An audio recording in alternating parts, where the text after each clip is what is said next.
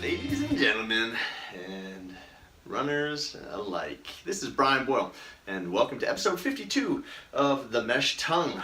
And I appreciate all the love, all the comments, all the shares. That's fantastic. I've been getting emails.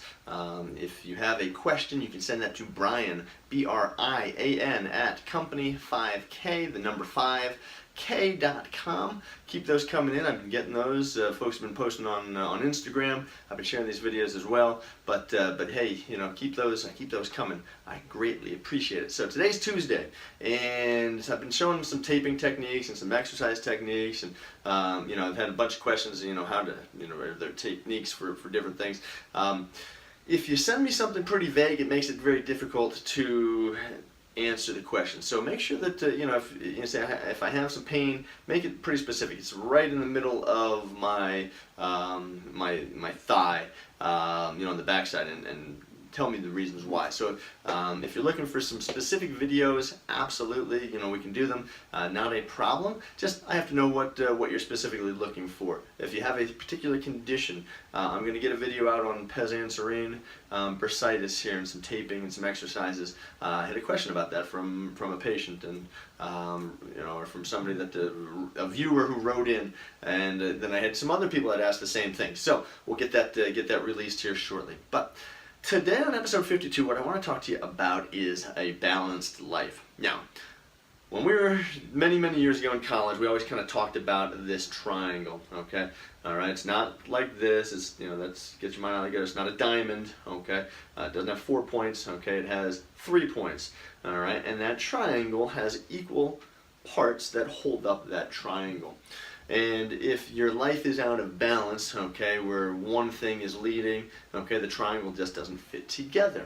So if you're that kind of person who has an addictive personality, many runners are. Many runners are very driven. Many runners are focused on the end goal, that end result. But it's at the detriment of the rest of their life, whether it's work, school, family, social aspect, you name it. And we get all crazy. We think because we're like running faster or we're getting more fit, that everybody's going to understand, and that if you're late for dinner or you don't eat dinner, those sorts of things, because you got to get your run in, that everyone will be understanding of that. If you're like that, you're going to have to be prepared that there's going to be some changes. Now, what I mean by that, I mean by changes that, well, some people just won't like that. They won't invite you over for dinner anymore. You may have family members that don't talk to you or don't speak to you because of the fact that, remember that last time you're supposed to come for dinner and you were like, dude, I bailed because, I had to get this 10-mile run in, and the weather was perfect, and I missed the opportunity at lunch, or I thought I was going to get another 4 miles in and I was late, and then something happened, and so I didn't make it. Be prepared that people won't be as accepting of that as other runners would be. Now, other runners would say, yeah, okay, well, I can understand that. You need to get the extra 4 miles in to pad the training log or whatever, okay? Or the weather was great, or somebody called and said, hey, when you want to go for a run, I understand that.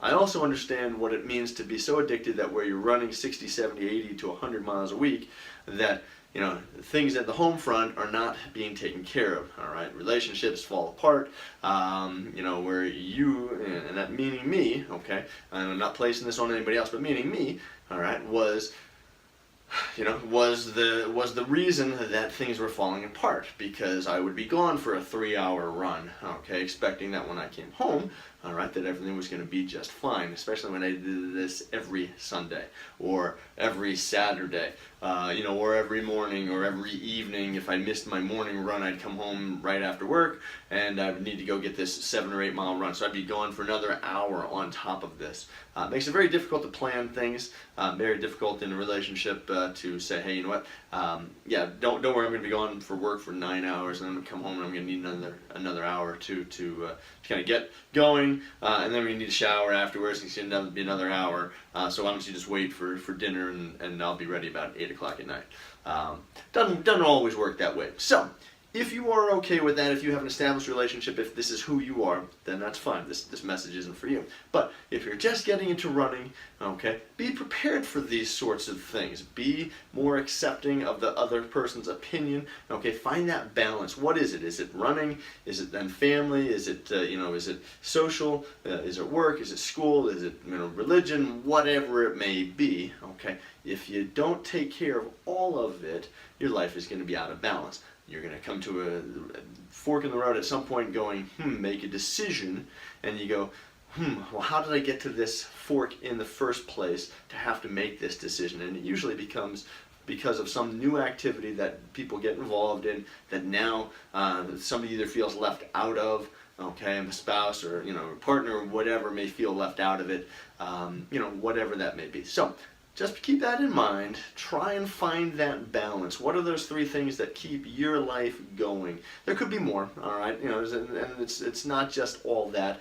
But I've seen it all too often. I've seen it where people start getting into running, and as they get into running, they feel this new high, this new endurance. They start going out. They feel look better. If you've been in an established relationship for an extended period of time, expect a little bit of pushback. Be understanding. Okay, and realize that not everybody's going to be as excited as you for your newfound whatever. Okay, and don't let it become this craze that is now what you're all about. Have some balance in your life. So I implore you, if you can not make the mistakes that I made, this would be a good thing. Okay, I always tell people that I've got about 99 ways to not do things. I may not always have the right way to do things, but I've got about 99 ways to not do things. So this is one of those things. Don't get all crazy about running, and forget about these other things. So that's today's lesson. This is episode 52 of the Mesh Tongue.